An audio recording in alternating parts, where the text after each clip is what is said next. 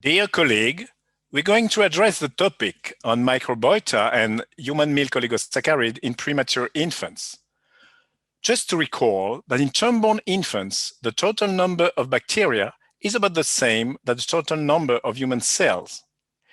In the gastrointestinal tract, there is a balance between beneficial bacteria, neutral type bacteria, and harmful bacteria, bifidobacteria being the most represented in term-born infants breastfeeded. But what about premature infants? Do we really know which bacteria will be the most represented in normal premature infants? Well, to address the question on microbiota and morbidities in preemies, we studied the EPIPAGE-2 national cohort. This study was designed in 2011, and 68 French NICU were involved in that study. We evaluated 3,161 premature infants. The gestational age was 24 to 31 weeks. And within this cohort, 106 infants presented with severe necrotizing enterocolitis. The risk of enterocolitis were significantly associated with a slower rate of feeding and less breastfeeding. Within this cohort, we were able to study a subset of 94 cases where we measured microbiota.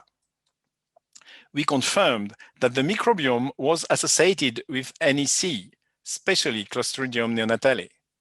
On the graph, you may see in black the NEC cases, and in gray, the controls match on different propensity score. As you see, we observed a significant relationship between Clostridium neonatale and the occurrence of NEC in that population. There was also a high level of Staphylococcus, but it was also present in the controls. Of note, the infants who presented NEC did not have bifidobacterium in their gastrointestinal tract. To go further on that evaluation, we participated and designed the EpiFlow study.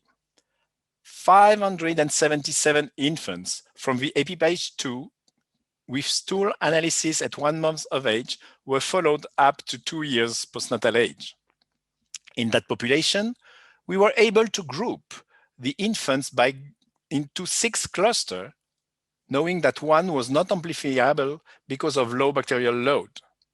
The clusters was defined by one predominant bacteria. As you may see, on cluster 1, it was Enterobacter that was the most predominant bacteria. Cluster 2 was defined mostly with Clostridium. Cluster 3 by Escherichia coli and Shigella. Cluster 4 by Enterococcus. And finally, cluster 5 by Staphylococcus. When we looked at this cluster specifically, we wanted to evaluate whether gut microbiota was associated with NICU practices and 2 years outcome. We first recognized that cluster 4 and 5 with Enterococcus or Staphylococcus were significantly younger to start with than the one with Escherichia coli Shigella that was 26.8 weeks gestation versus 29.4 weeks gestation. Therefore, cluster 3 was taken as a reference. First, going to NICU practice, we observed that there was a significant relationship with the clusters and late onset sepsis occurrence. Cluster 2 and 3 had significantly a lower rate of low onset sepsis than cluster 1, 4, 5, and 6. Likewise, the study using skin to skin within the first week, the group showed that the cluster 3 had a significantly higher rate of infants with skin to skin within the first week than the other clusters. On the contrary, there was less breastfeeding in the cluster 1, 2, 4, 5, and 6, rather than Escherichia coli Shigella, which once again had a higher rate of breastfeeding. When we looked at the 2 years outcome, and we looked at death or morbidity, and morbidity was assessed by age and stage questionnaire, which is a developmental assessment validated in France, we observed again a significant relationship between the clusters and the outcome. as cluster 3, as you may see here, had 6% mortality and or morbidity, whereas cluster 1 and 2 had 3 times as much as Escherichia coli cluster, but this was not significant, but it was significant with Enterococcus, Staphylococcus, and no bacteria clusters.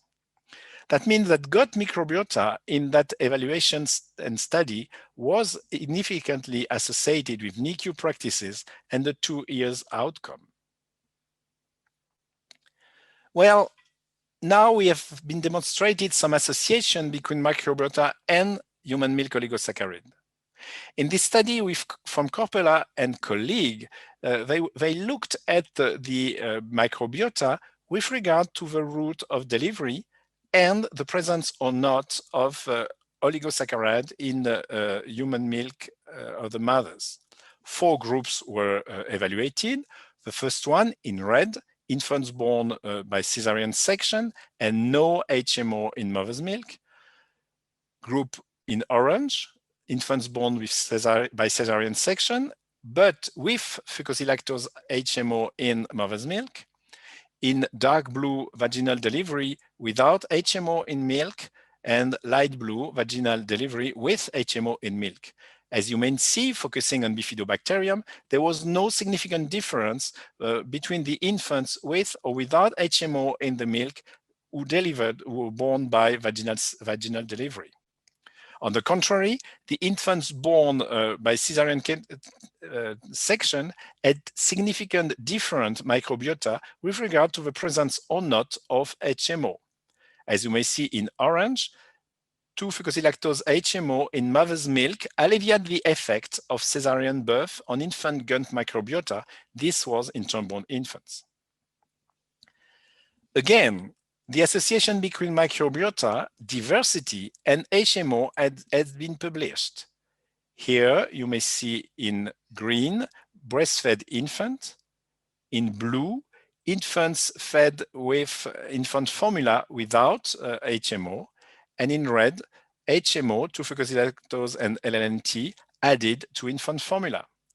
As you may see here, 2-fucosyllactose and LLNT enriched infant formula shifts gut microbiota closer to breastfed infant.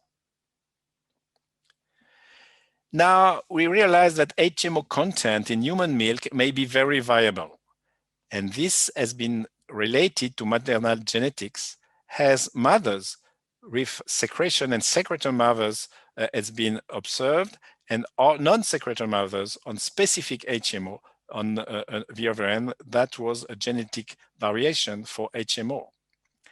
In addition, this study by Austin demonstrated that within the first week of life, the level of 2-fucosyllactose was significantly lower in the milk of mother who delivered preterm versus the milk of mother who delivered at term. So one may raise the question that may HMO supplementation have a benefit on microbiota and beyond in preemies? Clinical safety and efficacy data are required in order to address that question. This is why we designed an intervention study about the effect of a liquid supplement containing 2 HMO in preterm infants. The goal of this study was to demonstrate feeding tolerance among preterm infants measured by non-inferiority in days to reach full enteral feeding in the HMO group versus placebo. So the time to reach full enteral feeding would be an indication of adequate gastrointestinal tolerance and helps to provide sufficient nutrition to assure growth and impact the outcome. Secondary outcomes would be growth parameters, gastrointestinal symptoms, adverse events up to 12 months corrected age, fecal microbiota, gut maturation, and breast milk HMO composition in this mother who delivered prematurely. So this is the design of a study. That was a prospective randomized double-blind controlled trial in 27 to 33 weeks gestational age infants performed in 7 French centers. The product was administered as early as possible after 24 hours trophic feeding and always below 7 days postnatal age. Here you got the design. as when 24 hours of trophic feeding was possible, starting the product in what we call the pre-full enteral feeding period. The full enteral feeding was defined by both enteral feeding reaching at least a volume of 150 milligram per kilo per day and parental nutrition discontinuation. Then the administration was pursued during all hospitalization up to discharge, and then the post-discharge follow-up will be performed. This product is colorless and odorless. It has an osmolarity of 260 milliosmol per kilogram and present at a concentration of 0.1 gram per milliliter. The ratio of 2-fucosylactose and LLNT is 10/1, and a dosing of 0.125 gram per kilogram given 3 times a day, reflecting breast milk composition. It is given before gavage or feeding when the infant becomes mature enough for sucking. So now the results. Here you have the baseline data for the HMO group in black and the placebo group in blue. There was no difference for gestational age, no difference between the group for very low birth weight infants and extremely low birth weight infants. The weight for age z-score, length for age z-score, head circumference C for age z-score were not different. There is a slight difference in the rate of SGA infant, but that was not significant. Sex representation was even between the two groups. There was no difference for cesarean section, and the products were given at the postnatal age identical in the two groups.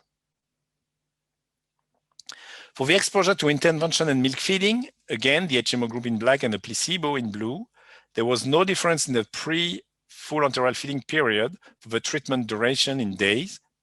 There was no difference for the rate of donor human milk, mother's own milk, or formula feeding between the two groups. During the full enteral feeding period, there was no significant duration that was not significantly different. There was a slight difference between the percentage of donor human milk and mother's own milk between the two groups, and the prevalence of formula feeding increased through the full enteral feeding period, but was not different between the two groups. The primary tolerance outcome, that were the time to reach full enteral feeding, was achieved. As you can see here, the non-inferiority for the full analysis set or the per protocol data were achieved in both situations.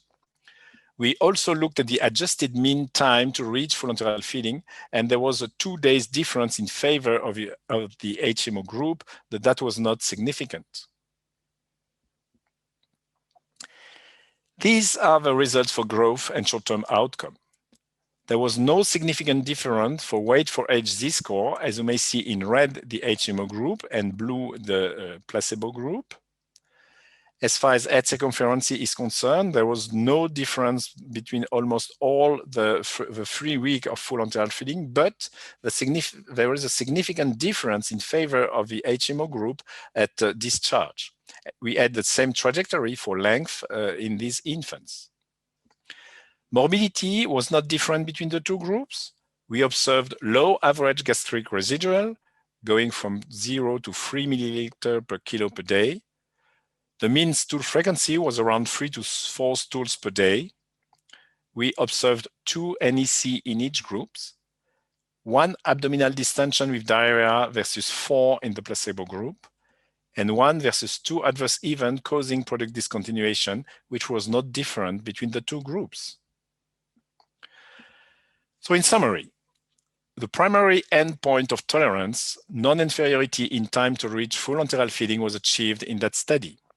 There was a trend towards reduced time to achieve full enteral feeding in the HMO group. That was 2 days, but that was not significant. Weight gain was similar. Head circumference and length was slightly greater as discharge in the HMO group, which support the hypothesis whether HMO supplement support improved early postnatal growth. We observed comparable outcomes of gastrointestinal symptom and gastrointestinal adverse effects, leading to the conclusion that HMO supplementation is safe and well tolerated in premature infants. More to come. With still an ongoing analysis with this study, we're waiting for the results of fecal microbiota evaluation. We'll have results on gut maturation and immune biomarkers.